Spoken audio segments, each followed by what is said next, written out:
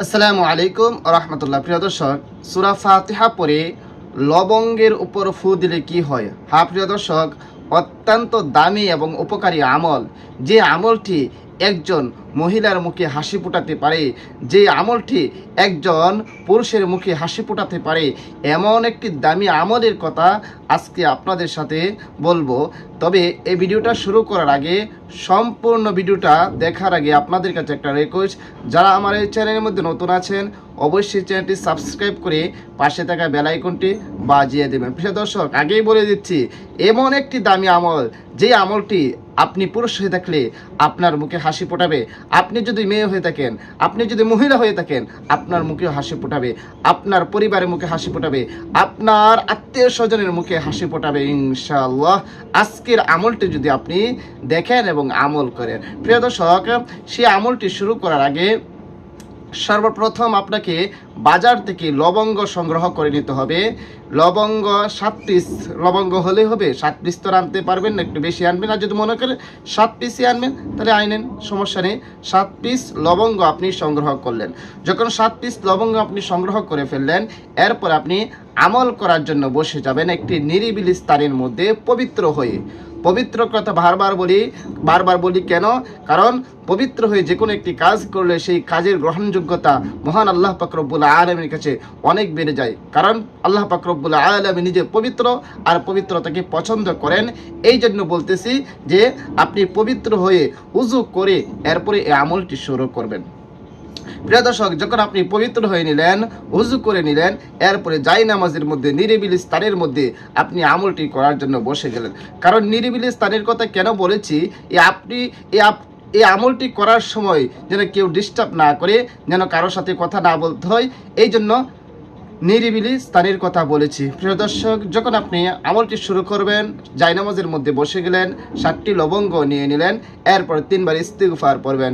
আস্তাগফিরুল্লাহ রাব্বি মিন কুল্লি যামবি ওয়া আতুবু ইলাইহি লা হাওলা ওয়ালা কুওয়াতা ইল্লা বিল্লাহি আলিয়্যিল আযীম।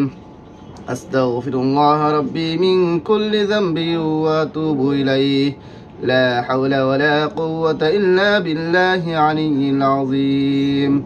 أستغفر الله ربي من كل ذنب وأتوب إليه لا حول ولا قوة إلا بالله العلي العظيم. أستغفر الله ربي من كل ذنب وأتوب إليه لا حول ولا قوة إلا بالله العلي العظيم. 3 বার ইস্তিগফার পড়ার পরে আপনি 3 বার যে কোনো দুরূদ শরীফ পারেন আপনি পড়ে নেবেন। তবে দুরূদ ইব্রাহিম তথা নামাজের মধ্যে আমরা যে দুরূদ শরীফ পড়ে থাকি সেটা পড়বেন 3 বার। আল্লাহুম্মা সাল্লি আলা মুহাম্মাদ ওয়া আলা আলি মুহাম্মাদ কামা সাল্লাইতা আলা ইব্রাহিম ওয়া আলা আলি ইব্রাহিম إنك حميد مجيد. اللهم بارك على محمد وعلى آل محمد كما باركت على إبراهيم وعلى آل إبراهيم إنك حميد مجيد. এরকম ভাবে 3 বার ইস্তিগফার এবং 3 বার দুরূদ শরীফ পড়ার পর এরপরে আপনি হাতের মধ্যে একটি লবঙ্গ নেবেন, এবং লবঙ্গ নেওয়ার পর আপনি আমি যেভাবে পড়তেছি ঠিক সেভাবেই সূরা ফাতিহা পড়বেন। আউযু বিল্লাহি মিনাশ শাইতানির রাজীম। بسم الله الرحمن الرحيم الحمد لله رب العالمين الرحمن الرحيم مالك يوم الدين إياك نعبد وإياك نستعين اهدنا الصراط المستقيم صراط الذين أنعمت عليهم غير المغضوب عليهم ولا الضالين. এরপরে লবঙ্গের উপর একটি ফু বা দম করে নেবেন। আবারও পড়বেন বিসমিল্লাহির রহমানির রহিম আলহামদুলিল্লাহি রাব্বিল আলামিন আর রহমানির রহিম মালিকি ইয়াউমিদ্দিন إياك نعبد وإياك نستعين اهدنا الصراط المستقيم সিরাতাল্লাযীনা আন'আমতা আলাইহিম গায়রিল মাগদুবি আলাইহিম ওয়ালাদ-দাল্লিন। আবার ওই লবঙ্গের উপর একটি ফু বা দম করে নেবেন। এভাবে 7 বার সূরা ফাতিহা সম্পূর্ণ পড়ে একটা লবঙ্গের উপর 7টি ফু বা দম করে নেবেন। আবারও যে লাস্টে একবার দুরূদ শরীফ পড়বেন, দুরূদে ইব্রাহিম, অথবা যে কোনো দুরূদ শরীফ পড়েন, দুরূদে ইব্রাহিম পড়বেন। আল্লাহুম্মা সাল্লি আলা মুহাম্মাদি ওয়া আলা আলি মুহাম্মাদ কামা সাল্লাইতা আলা ইব্রাহিম ওয়া আলা আলি ইব্রাহিম ইন্নাকা হামিদুম মাজিদ। আল্লাহুম্মা বারিক আলা মুহাম্মাদি ওয়া আলা আলি মুহাম্মাদ কামা বারাকতা আলা ইব্রাহিম ওয়া আলা আলি ইব্রাহিম ইন্নাকা হামিদুম মাজিদ।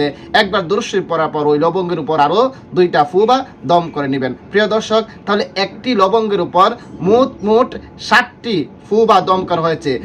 সূরা ফাতিহা সম্পূর্ণ পড়ে আমি যে সিস্টেমে পড়েছি 7 বার পড়ে 7টি ফু এবং একবার দুরূদ শরীফ পড়ে 2টি ফু, তাহলে একটা লবঙ্গের উপর কয়টা ফু দেওয়া হয়েছে? 9টি।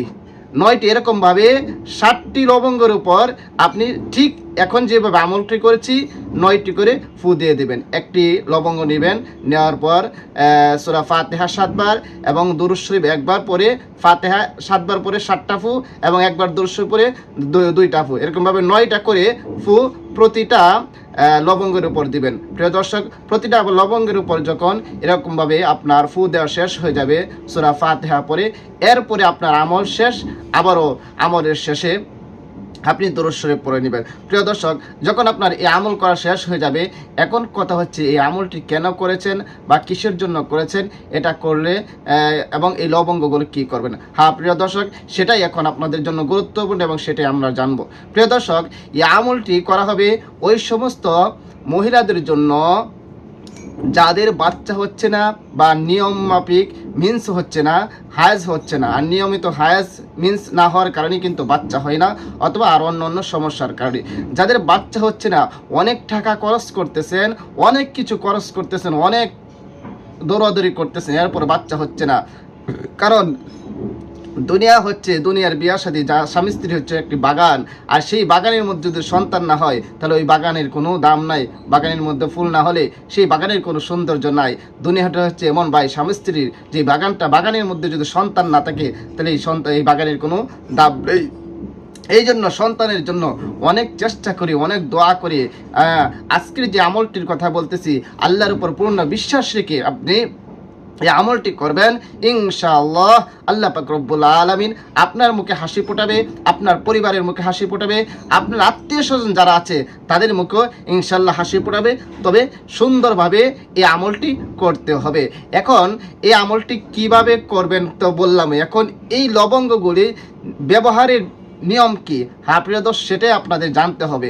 প্রিয় দর্শক, এই লবঙ্গগুলো 7টা লবঙ্গ যে আপনি পরে নিয়েছেন, এই লবঙ্গগুলো ওই মহিলা খাবে যার সন্তান হচ্ছে না। কীভাবে খাবে সেটা হচ্ছে, ওই মহিলার যখন মিন্স হয়ে যাবে, ওই মহিলার যখন হায়েজ হবে, হায়েজ থেকে যেই দিন পবিত্রতা অর্জন